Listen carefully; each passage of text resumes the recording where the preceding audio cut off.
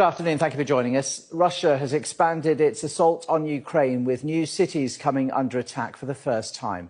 And Moscow's forces have edged closer to the capital, Kiev, with a huge convoy of tanks now just 9 miles away after days of being stalled.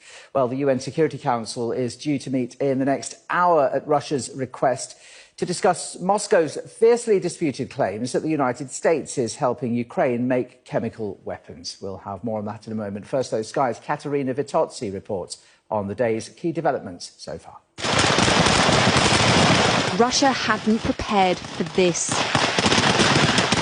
With guns and anti-tank missiles, Ukrainian forces repel an assault outside of the capital, Kiev. This firefight was filmed yesterday.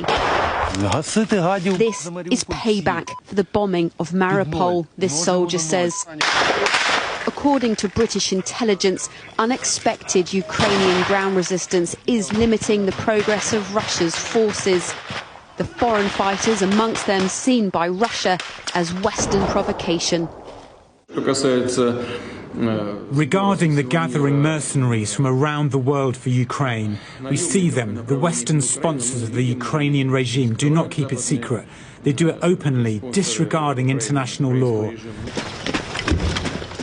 But how long can this resistance hold out?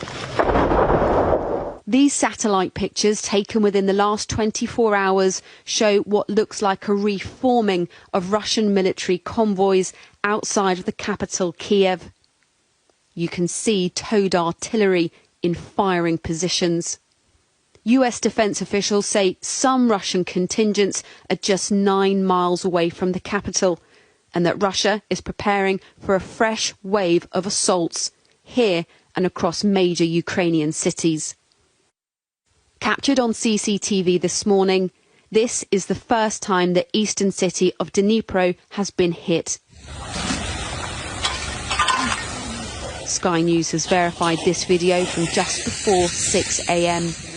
There's no obvious military target here. This was a shoe factory. Now it's embers and ash, cloaking what looks like the body of yet another victim in a bloody war with ever-multiplying front lines. More than 2 million people have now fled Ukraine. Those still here in besieged cities like the northern Kharkiv find shelter wherever they can. An underground station now covered with blankets, phone chargers, even a vase of flowers, as people just try to make the surreal feel more bearable. I'm worried about my house, my friends' houses, and all of Ukraine I'm worried about very much. And I'm scared what will happen to me. As families cower in basements, there's the looming spectre of chemical and biological weapons attack and passionate denials from Ukraine that it has none. No chemical or any other weapons of mass destruction were developed on my land. The whole world knows that. You know that. And if you do something like that against us, you will get the most severe sanctions response. But Russia claims the US has been making biological weapons in Ukrainian labs. It's convened the United Nations Security Council today to discuss. But Boris Johnson told Sky News' political editor Beth Rigby that this is pure strategy. The stuff that you're hearing about chemical weapons, this is straight out of their playbook.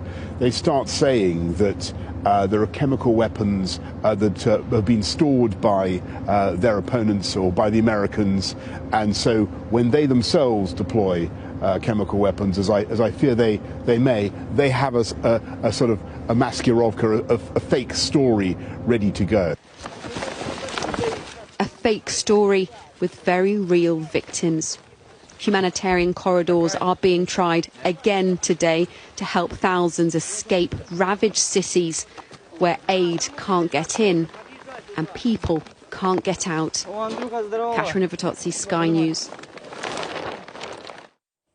Well, let's take a closer look at the latest developments on the ground in Ukraine. There has been renewed fighting on the outskirts of the capital, Kiev, as well as in Lutsk and Ivano-Frankivsk to the west and Dnipro to the east.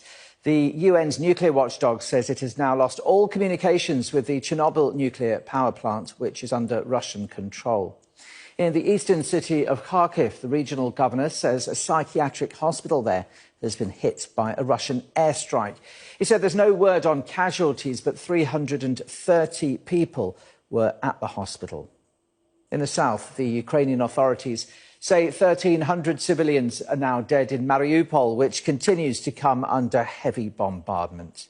While the mayor of the port city of Odessa says he is preparing for an expected naval landing by Russian forces.